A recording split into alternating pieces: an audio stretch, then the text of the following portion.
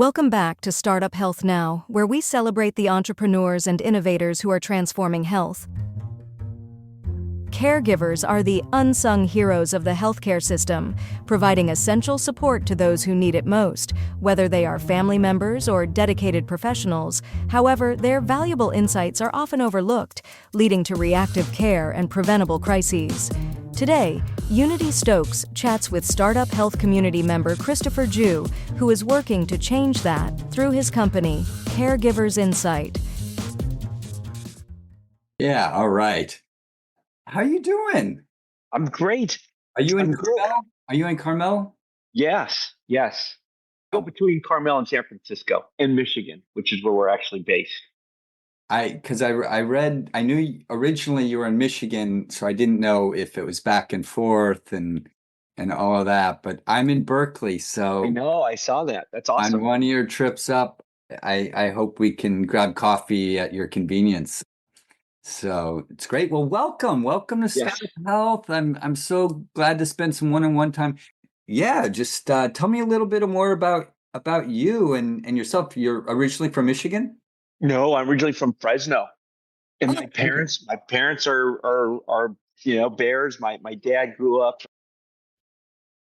on Bancroft, not too far from the campus near Berkeley High, actually.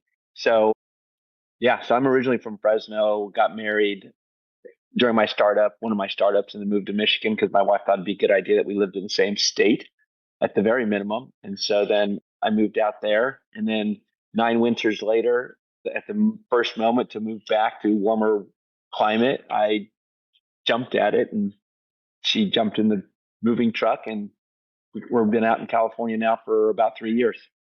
And you're a serial entrepreneur. What's a little bit about you and your background? Yeah, I've been in startups from the original .com boom and bust. So I've seen that, how, I don't want to say wasteful, but how free flowing everything was back then. And even before that, right out of college, I had a corporate job, but I had ideas of doing something different, and kind of bumped into, being an entrepreneur, just seeing how things worked and thinking there's got to be a better way. There's got to be a more efficient way to do this. We got to solve this problem or that problem. And then it just kept on going. And Always in health and healthcare, or? I did one that was focused in healthcare, working for more of the providers. And that was a very fun, intense process. But no, they've been for various different reasons. This is probably the greatest impact, most impactful venture, to the extent that my father was a pediatric cardiologist, so I could see how helping people and as a pediatric cardiologist, I said, these kids are so innocent. They don't know anything, yet they need so much help. And I'm happy to help them and be in a position to be able to help those survive congenital heart disease. So, Caregivers Insight is one of those things where I feel like if we're remotely successful, we are going to make an impact on people's lives in ways that are going to be so profound that it'll be a way for me to, I don't know, it's kind of crazy, but not measuring up to my father, but doing something in a similar vein of really helping out people that are in the greatest of needs. Tell me about Caregivers Insight and really how you describe the mission, the purpose. Obviously, I know about it and I understand what I think it is, but I always love to hear in the founder's words. I mean, I know some of the backstory, and I just think it's such an important mission you're focused on. How do you describe the mission and also what you're building and what the solution really is? Sure. So, I was a caregiver for my father remotely, from Michigan, 2,500 miles away. And caring for him is very, very difficult. Even if you're in the same home, it's difficult. It's infinitely, or an order of magnitude, even more difficult when you're 2,500 miles away. We had caregivers that looked after my father, who had Alzheimer's. They documented everything, and they would email me the forms or summaries that they had. And the seminal moment was his fourth hospitalization due to dehydration in less than 2 years. That is completely and should be preventable. And I asked one of the caregivers, who's one of the co-founders, I wish he was here with us, but I said, Thomas, we got to find a different way to do this because, the forms are incomplete and I don't read all of them. And we should have caught this. He goes, yeah, it should have been. And I said, I'm going to create something that I think might work. And it was a simple form that asked questions. You just had to answer them, click on a button. And then we would like a checklist, basically. Yeah, some of it was a checklist, but some of it was what the doctor had ordered. Like, we've got to start tracking this. His fatigue, we're increasing his medications, we're doing certain things, and I want to see how he's doing. I want to know how his cognition is. I'd like to see how, there were probably about 7 or 8 different things that we had to track. And I said, I'm just going to create something and it'll graph it. We'll figure out a way to graph it and see how it's trending. And then I showed it to Thomas, and Thomas goes, I know exactly what you're doing. Because he ran a care facility. He goes, I know exactly what you're doing. Because I'm going to make an improvement on that. And so we created this really, basic form. We could start seeing and share. Everyone could see what was happening, and no one had to send me emails. It was just, I just open up, our application, and then I could see early in the mornings, it's 3 hours ahead. I'd see that my dad didn't have much to drink, the night before. And I called one of the caregivers and I'd say, hey, you guys seeing this? And yes, I see that's happening. We're on top of that. So that was really that was it. It was like, how do we give my dad not just the same, let's make sure he wakes up at 8 and, gets dressed and does all the things before he gets to breakfast and do all that. It was that rinse and repeat process that the caregivers did. And I know that my dad was, every day he felt different.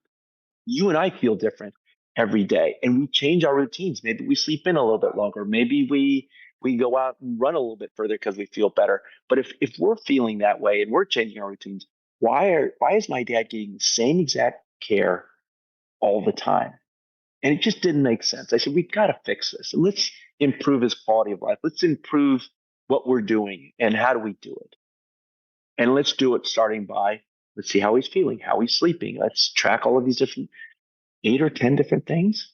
And then let's start changing our routines based on what we're seeing. And let's hopefully reduce hospitalizations and doctor visits that are totally avoidable if everyone could see these gradual changes in his care or how he was feeling in his health. It could be mental. You really created this out of your own personal experience and necessity to co-manage, I guess, with the caregivers for your own father. That's the genesis of everything you're doing now. Yes, that was it. Thank you for shortening that up. That was a great Cliff's Note summary. Yes. No, I mean, it's such a, I think the one extraordinary thing about what you're doing is I think this is universal, whether it's for Alzheimer's or many other reasons people are caring for, whether it's a family member, a parent, a child. There's this whole, I think you call it a circle of care, I read. Tell me a little bit about how you think of who this solution's for and who's in that circle of care and all the different players that are now kind of, seems like you're helping coordinate into this one Caregivers Insight solution. Yeah, it's helping coordinate and implement the care, empowering the caregivers to say, you know a lot more, and we're just taking all the stuff that you're seeing and putting in a format that now you can start taking action, real basic action to reduce hospitalizations and doctor visits. But who does it benefit? I hate, at the expense of saying we're all things to everyone, the benefits of what is recorded and what you can see can benefit everyone in the entire circle of care. And I talk about the circle of care, the caregivers, number one, the care recipient, obviously, family members who want to know what's going on, the caregiver themselves, because the last thing I really dreaded, talking to various different family members, my dad's brother, my other sister who lives in Marin, aunts and uncles, like, how's your dad doing? And I'm telling everyone the same story, 5 or 6 times. And it's stressful, and then it goes on. And if they could just have access to see what was going on, that we could share that, look at what he's doing, he's having a good day. This is a good time to call him. Should we call him? Should we go out? Should we have lunch with them? And I'd say today's not a good day. But if they had access to the app, they could say, gosh, Ken's feeling great. He's up and he's out and about. Maybe we should come over. Maybe we should just grab him to have lunch or something like that. They could do that more spontaneous, would make such a big difference in his life. It would have made a difference in all the caregivers, because you're going out to lunch with them, they're going to go do whatever they want to do and take a break. So at the immediate care, it's them. The provider, his doctor was fantastic. And he said, this is any changes in his care plan. Would you like to know what's going on? And we're like, here, we're just going to send you this information. And we send it to him like, something's going wrong. Should we be concerned about it? And he's like, I see it. That's normal. Don't worry about it. It's going to persist for a few weeks. If it gets higher than this number, give me a call, but that's pretty normal. So you think about it from the provider standpoint, he didn't have to come see him, or we didn't have to bring my dad to see him, which, as you grow older with Alzheimer's, a doctor's visit could take them out for a day or two just to recuperate from that. From the payer side, fewer hospitalizations, fewer all of that. The benefits of being able to see problems sooner, take action, is really kind of, that little snowball that little pebble off a mountain that just grows into a snowball in terms of benefits. How do you think about on the business side then? Do you as the family member go get this app, or does the provider have it, or the insurer have it, and then they give it to the whole circle of care? How are you thinking about the different entry points, or where you're going to start maybe? Yeah, that's the $64 or $120 million question we're trying to solve right now, is where does it fit? So right now we have a pilot with a cancer services in Midland, a support group, and that provides non-medical support, gas cards, food, pays for rent, stuff like that. And we're seeing that right now with caregivers, it benefits them, and they would recommend it to other caregivers. So we know it works and people use it. The next level is, where in that spectrum of care do they see value, and how they can implement it? I think inside the four walls of a clinic is really, really difficult, because they already have enough on their plate. But maybe is it somewhere out? Is it the payer? Because I've learned that payers have quality, and they've got their own care management team, and did it help them? Very interested in seeing where that might have does it have legs? Really, I guess the answer is we're trying to find that product market fit. Yeah.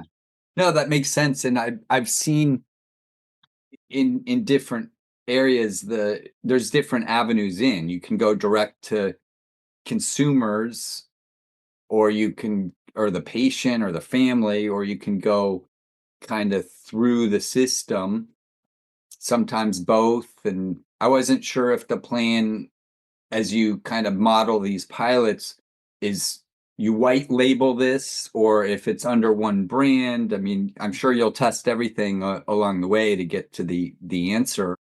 If you could wave a magic wand, and over the next year, say, are you looking for more pilots? What kind of is a real win for you? Who are you trying to reach? And that'll help us think about our audience as well a little bit. Yeah, and you've nailed it. We are looking for more pilots. We're looking for more institutional pilots. Is it a provider? I wouldn't necessarily say, residential care facilities are, a huge target market for us, because I think the independent caregiver is the large, they represent 89.9% of all caregivers in the marketplace.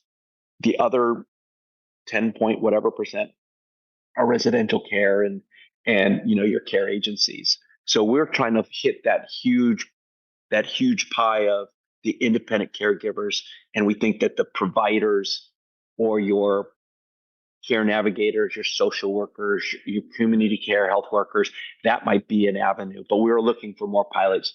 My magic wand, yeah, it'd be great to work with a provider saying, hey, we've got these chronic illnesses that we're trying to manage better. If we can use your app, we'd like to see how that can create value. I mean, that's what I'm leaning towards, because that's where we're getting some interest, where you've got these complex chronic illnesses and you've got these companies that are carving out of the care plans and saying we can manage these more effectively than your traditional roles of the providers. And so we're high touch, high value, and we're going to manage them better than you can. That would be an area of interest for us to prove that, they provide all these different support. They've got a medical staff, they've got nursing, they've got all the bells and whistles they have, but they don't have anything for the caregiver. And they don't have a way to get that information. It bridges the gaps of time. And between it's nurse such an visits. important need for the future, as our whole society ages, as the need for caregiving as a category just becomes more and more significant. I think we're just so grateful that you're really a founding member. You fit, I think, into multiple of our moonshots because of the solution will really cross over. I think whether it's Alzheimer's or cancer, I think it's just really an important solution here. And we're creating this caregiver moonshot. Yeah. To really I think there's a whole category of need, and you're really at the helm here, leading what I think over the coming decades is going to be just, I guess the need is so profound. How do you think about, maybe take us out a few years into the future, and as we frame things around health moonshot vision and kind of big dreams, big thinking, how do you think about the solution? What has happened because of your solution, I guess? What have we solved in your, as you and your partner really in your wildest dreams, what have you achieved because of what you're building with Caregiver Insights? Oh wow. I will try to be as brief as I can, but I think what in a couple of years, I think you're going to have a healthier, a more vibrant aging community that with those that use caregivers are going to be, it's the quality of life for everyone involved is going to be elevated. The stress on a caregiver is going to be so much less because they are more empowered, they're more educated, and they can do things to help that person they're caring for. So for them, they'll feel elevated in terms of their self-worth. And because right now, I think caregivers, are have so much stress. They're dealing with so many different issues. So I think if they feel better about the person I'm caring for, the family member, they're healthy, they're doing great. The emergencies are going to happen, and those is what they are. They are emergencies. But for the basic things that they're less stressed about, that didn't happen on my watch. That's the scary one. My sister's like, she's like, I'm fearful that something's going to happen on my watch and I'm going to get the blame. That alone for the caregiver is huge. If we are doing what we're doing properly, then the quality of life for the care recipients is going to be better because they're not going to be going to the doctor or hospital and stuff like that. Then I think overall, from a global macro standpoint, the stress on our system of healthcare, because seniors consume a disproportionate amount of services and support and utilization, is going to go down. And now the people who are truly in the emergency situation are truly being treated, and it's going to be less stress on them. And it's just, there's going to be savings all around, from an economic standpoint. It's really, really important what you're doing. What do you wish that more people understood about caregivers and caregiving? Oh, they know so much more. You absorb so much more about the person you're caring for. For me, it was my father. I knew instantly, what was going on as soon as I could see it. I could, a little bit of dehydration, you just knew it. I could tell. Even from afar, you like from Zoom or when you would have a conversation, you could just pick up on these signals. Yes. And everyone had those signals. But they're so focused on make sure he's, he's clean, he's rested, that he's not sick. I mean, we as caregivers, first thing I wanted to make sure is like he didn't get sick, he didn't fall, Right. that he ate, that he took his medications. But we knew so much. We all caregivers have so much more knowledge. I think I was reading, because you're not just tracking some of the basics, you go really deep. I meant over 60 different things you're really understanding more holistically. Can you explain just a little bit about that? I think there's like mental health, you're looking at behavioral, physical. Yeah, that's a perfect lead question. Yeah, I mean, it's 68 different, issues and insights that you can personalize. And it's most people think, oh, it's your vitals, what's your blood pressure, what's your O2 sat, and did you eat, and did you drink, and did you get bathing? That's part of the care. But there's the physical care. What's their balance? What's their stride? What's their speech? What's their swallowing? Things that you can't measure. And yet you as a caregiver do know if there are problems with their speech, which for Alzheimer's, that means if their speech isn't very good, they're not using their tongue, which means that could be swallowing. What's their swallowing of food? What's their cognition? All those things that you can measure. So it's what about their mental health? That is so important too. Are they agitated? Are they confused? What kind of sleep are they getting? Because that impacts them. The confusion. And then you've got your care. What's your care environment? When, I was talking to a caregiver and she said, yeah, I wrote a note for someone to make sure that her client had a shower. And she comes back 2 days later and that little note's still on the mirror and her client hadn't been bathed. And it's like, yeah, those are the to-do lists. So getting back to, we got your physical health, you've got your mental health, you've got what's going on in your care environment. How much are they hungry? Are they thirsty? How much? Those sorts of things. And then you got medications, which is hugely important. What we've learned from our current pilot is that medication adherence, while we think is simple, isn't so easy. Yeah. It's not that they're not following it, and that's one of the benefits that they loved about our app is medication adherence. They can track it and they can, see where they're missing their medications. So yeah, we cover it's a whole person sort of focus that you can customize. That's really amazing. Thank you for that. You're a serial entrepreneur. Tell me a little bit about your perspective on collaborating with other founders. We're so grateful that you're joining our Health Moonshot community and a part of, a health transformer in startup health.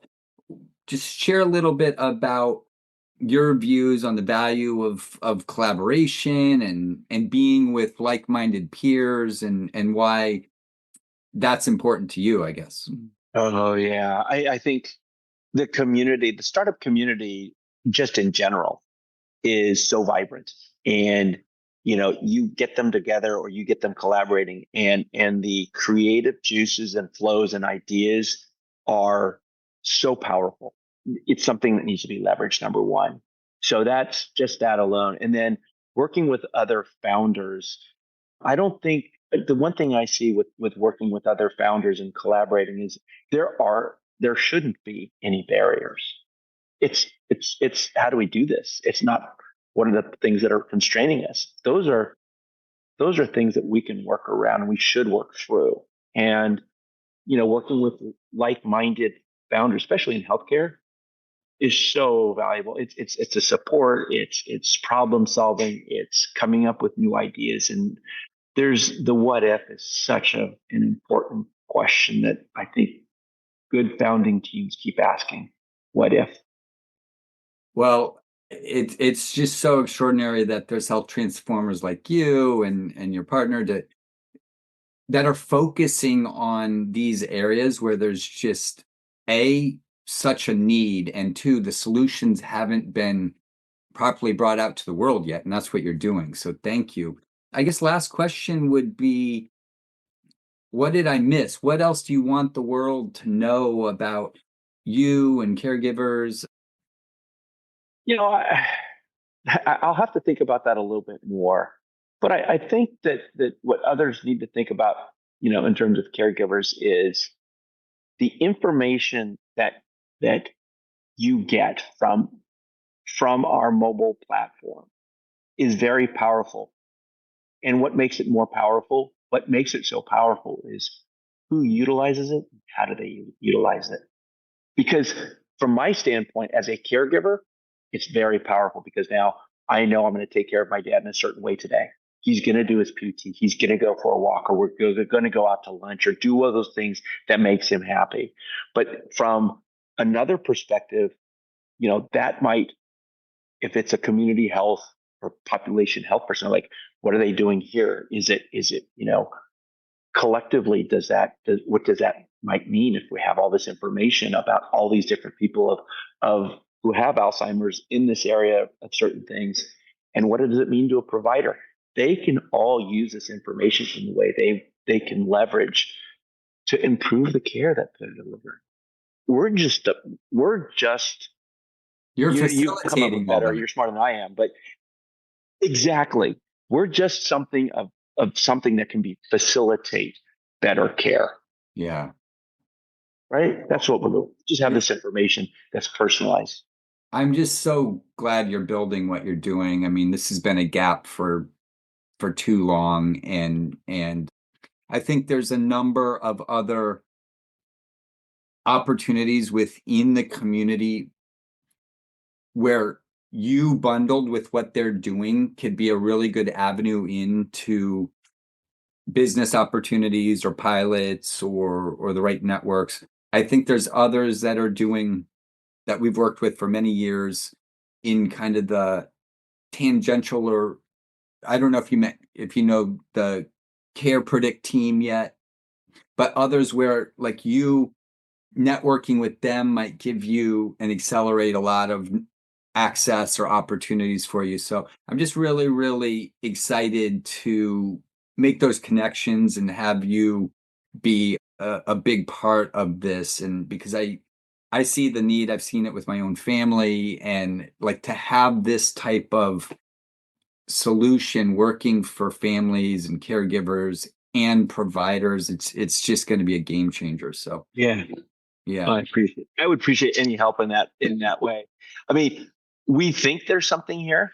People tell us we have something here, but I think with the right partners and collaborators, we can prove out, what we have and the value to whoever that stakeholder is in what we're doing. You're building at such an interesting time in kind of the post ChatGPT AI world. I think solutions that have come and gone before, I think it's a new moment. So I think what you're creating and how you lean in, as your background as the serial entrepreneur, I think is going to be a super strength for you in terms of how you build and innovate moving forward at, I think, a really critical time where things need to be more effective, efficient, in kind of this new moment where apps aren't just apps, they're supercharged by AI. Yeah. So I think that I love that insight is right in your name, because you're going to be providing those meaningful insights to families and caregivers and providers, and that's going to be a game changer. Well, thank you. Yeah, that's great. And one last comment about, you mentioned, ChatGPT and LLM and AI. I mean, I think we are at a very interesting time because, talk about supercharging what we have with AI. Oh my goodness. Think about the efficiency at which things can be done would be amazing.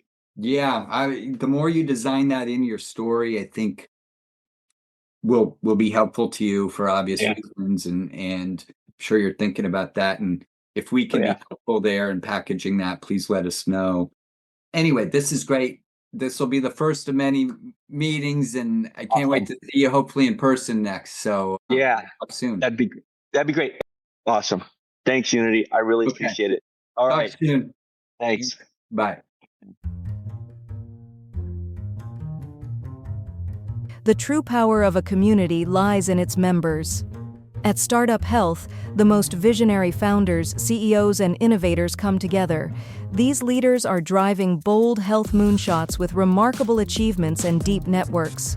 Being part of this community means you're surrounded by the best, gaining access to a world of expertise, experience, and collaboration that accelerates your journey and pushes you further toward your goals.